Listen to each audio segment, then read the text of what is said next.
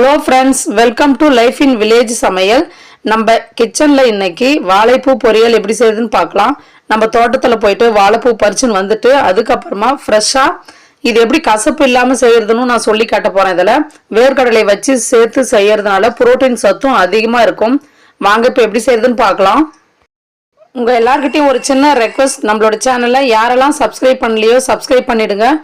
இப்போ வாங்க நம்ம தோட்டத்துக்கு போகலாம். தோட்டத்துக்கு போயிட்டு வாழைப்பூ மொந்த வாழை தான் இன்றைக்கி நான் உடைக்கிறேன். கொண்டியில் உடைக்கவே முடியலங்க. அதுக்கப்புறம் கொய்யாக்காய் சாப்பிட்றதுக்கு ஒரு அண்ணா வந்தார், எங்களுக்கு தெரிஞ்சவர். அவர் உடச்சி கொடுத்தாரு. ஒரு மீடியம் சைஸ் பூ தான் இன்றைக்கி நம்மளுக்கு கிடச்சிருக்குது. அவ்வளோதான், அறுத்து எடுத்துன்னு வந்தாச்சு. இப்போ நம்ம செய்ய ஆரம்பிச்சிடலாம். இந்த பூ நல்லா இந்த நரம்பு இருக்குல்ல, அதெல்லாம் எடுத்துட்டு நல்லா இந்த மாதிரி பொடிசாக கட் பண்ணிவிட்டு ஒரு அரை டேபிள் ஸ்பூன் மஞ்சள் பொடியும் கொஞ்சமாக நம்ம சமையலுக்கு எந்த எண்ணெய் யூஸ் பண்ணுறாங்களோ அந்த எண்ணெயை சேர்த்துக்கலாம். ஒரு அரை டேபிள் ஸ்பூன் சேர்த்தா போதும்.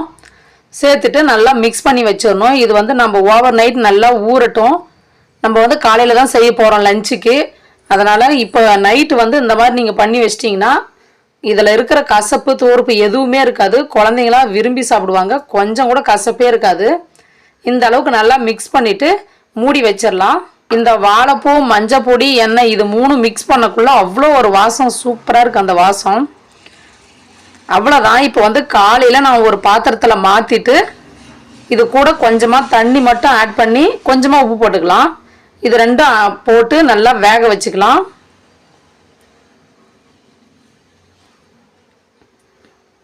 கொஞ்சம் ஒரு மூழ்கிற அளவுக்கு இருந்தால் போதும்.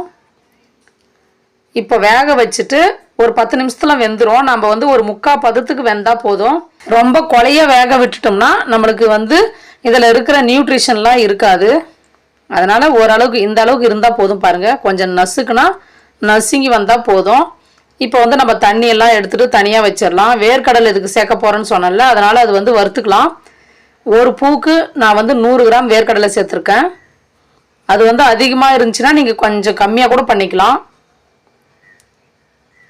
இப்போ நல்லா தோலெல்லாம் எடுத்துட்டு கொஞ்சமாக ஃபஸ்ட்டு குறப்பாக அரைச்சி எடுத்துக்கலாம். இப்போ இது கூட சின்ன வெங்காயம் ஒரு 4-5, பூண்டு ஒரு 4-5 அந்த மாதிரி சேர்த்து மிக்ஸ் பண்ணி எடுத்துக்கலாம். இந்த மிக்சியில் இந்த சின்ன வெங்காயம் சேர்க்கக்குள்ள அவ்வளோ டேஸ்ட்டாக இருக்கும் அந்த வாழைப்பூ பொரியல். பாருங்கள், இந்த அளவுக்கு நான் நல்லா அரைச்சி எடுத்துக்கினேன். இப்போ நம்ம செய்ய ஆரம்பிச்சிடலாம். ஒரு 2 டேபிள் ஸ்பூன் எண்ணெய் போதும். எண்ணெய் விட்டுட்டு கடுகு போட்டுக்கோங்க. கடலைப்பருப்பு கொஞ்சம் போட்டு நல்லா பொரிய விட்டுட்டு கருவேப்பிலையும் நல்லா ஒரு பெரிய வெங்காயம் பொடிசாக கட் பண்ணது சேர்த்துக்கலாம். சேர்த்துட்டு இது நிறைய வதங்க தேவையில்ல, ஒரு கண்ணாடி பதத்துக்கு வதங்கினா போதும். இது கூடவே மீடியம் சைஸ் தக்காளி ஒன்று சேர்த்துருக்கேன். நல்லா வதக்கிக்கலாம். பெரிய சைஸாக சேர்த்துக்காதீங்க, புளிப்பாக இருக்கும். கொஞ்சமாக இருந்தால் போதும். வேக வச்ச வாழைப்பூவை சேர்த்துட்டு நல்லா ஒரு நிமிஷம் மிக்ஸ் பண்ணி விட்டுடலாம்.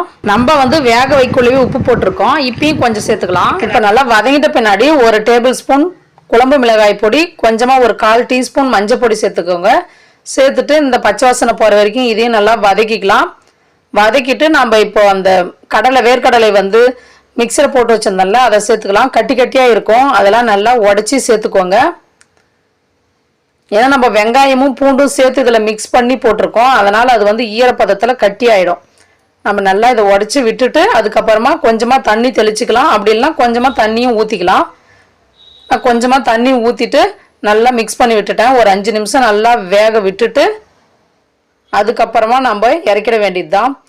இந்த வாழைப்பூ பொரியலுக்கு ஏற்ற உளுகல் ரசம் எங்கள் வீட்டில் ரெடி ஆகினே இருக்குது. நமக்கு சூப்பரான வாழைப்பூ பொரியலும் ரெடி ஆயிடுச்சு.